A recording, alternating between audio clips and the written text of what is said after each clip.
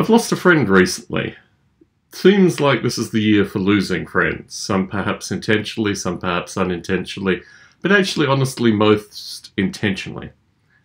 And in order to understand a little bit more about this friend that I lost, I needed to describe perhaps how I know this gentleman, because I'm not going to use the gentleman's name, but he does exist in a wide variety of noble ape bits and pieces.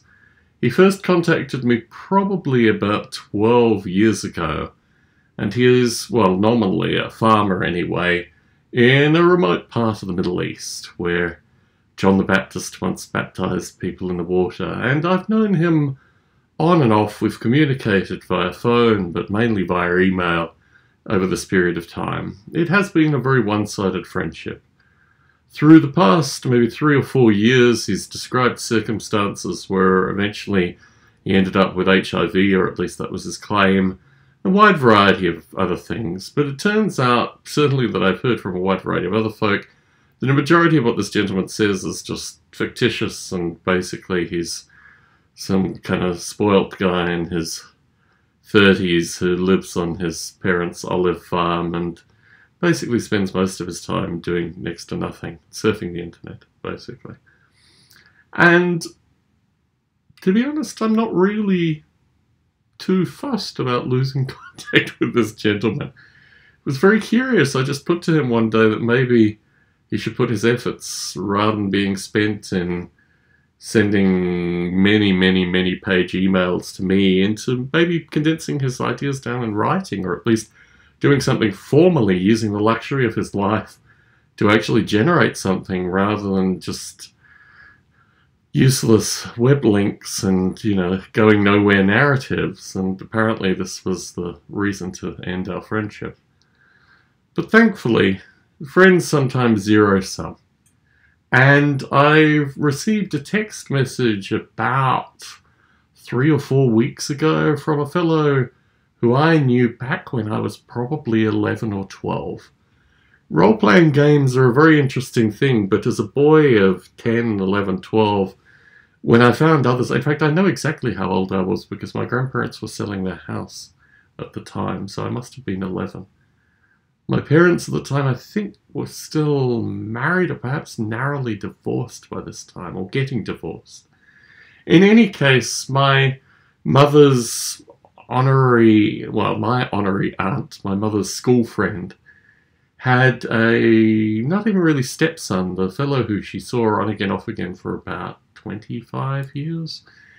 He had a son who was interested in role-playing. To say interested, was obsessed with role-playing games. And so, as a young boy, through a collection of ideas, the thought was that I, in my, 11-year-old self, should spend time with this 20-year-old man, perhaps 21-year-old man, and his friends. And I spent probably a few days with them, on again, off again, starting with my mother's friend's house, which is still there, still beautiful, actually. I visited it only this year with my wife, and when I go back to Adelaide, which unfortunately is not as frequently as I'd like. I like going to it. It's like a little hobbit house in the centre of Adelaide, very long, thin, wonderful smells within it, and just so much history. Anyway, so I met Matthew, I think his brother, and then his brother's friend, and then I spent time at his mother's place, and we were fast friends very quickly. He gave me a miniature, which I've since lost, but then rediscovered in terms of who manufactures the miniature, and have got the miniature again, and actually sent him in a little tin, the miniature. But he and I have been corresponding via text for, like I say, about 3 or 4 weeks now. Just on again, off again. He's discovered my podcasts, which, as a thing, is an interesting thing to discover, because I guess I don't know, it's interesting. He says my voice hasn't changed, but I guess maybe my voice had broken by the time I was 11. I think it was certainly around that time that my voice started to break. So, anyway, I don't recall having seen him after, when I was 11. I still somewhere have a dragon, which is an artifact which I think I bought around the same time period, with its tail broken off, maybe even close to my podcasting. I'm trying something strange here. I'm trying to video simulcast as I podcast, so excuse the visual reference here. In any case, so Matthew and I have been corresponding for about 3 weeks, and through this correspondence he referenced that, we probably share the same politics. I don't ever believe that I share the same politics with anyone anymore. I don't have that view as being standard. I had another question from a listener, Mike King, that I'll do another podcast on, but I wanted to start by just outlining my political quandary, particularly in this country. And it rests simply in the fact that I refuse to support either of the major parties. In fact, really, I think all the political parties are just generally suspect.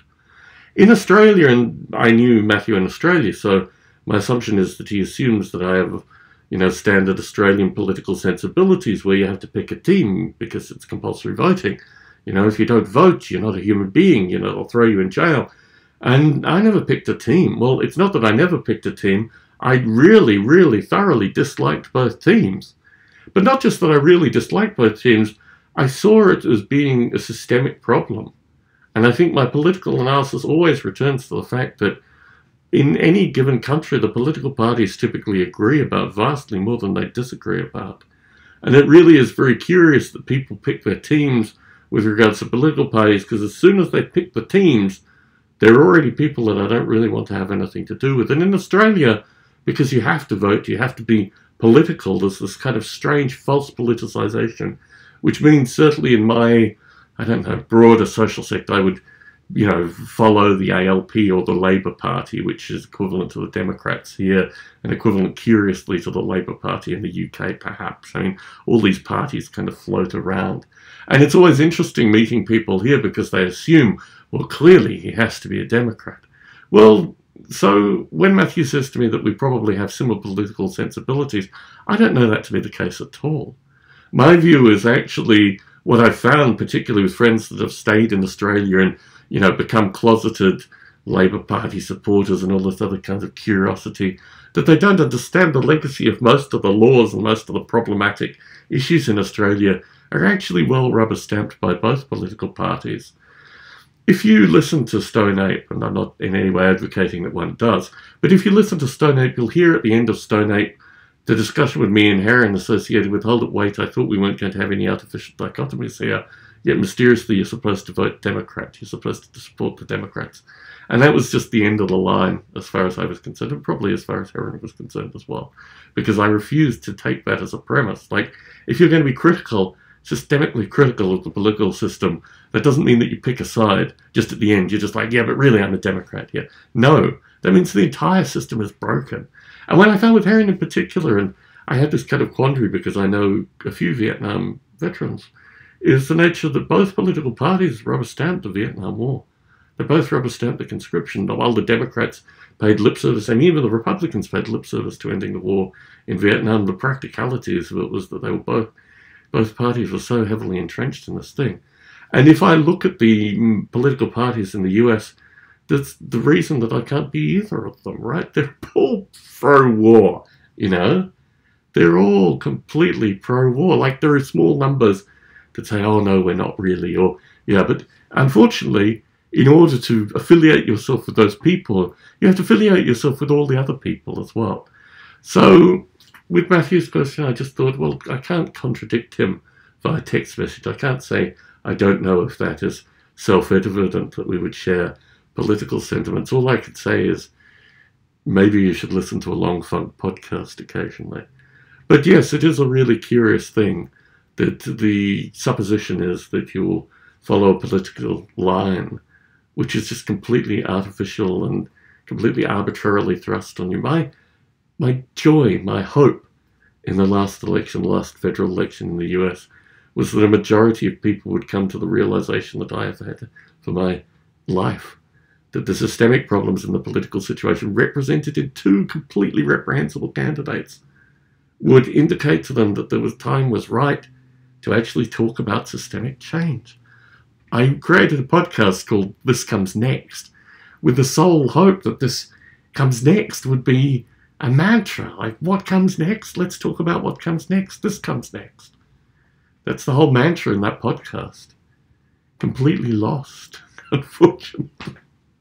I should probably point out this comes next is coming to a conclusion. That's an edit point for folks watching. I should probably note that this comes next is also coming to a natural conclusion, so maybe I could drop this audio in the feed just to say, hey, that's all, folks. Thank you. And I think I'm just going to leave it at that. But it is wonderful to reconvene with a friend of times past, particularly when I seem to be losing friends of times present with a certain degree of frequency. I think on a certain level, I'm just politically... I think on a certain level, I'm just politically objectionable. And quite frankly, it's that spikiness which probably pushes a lot of people away. I have to live with that.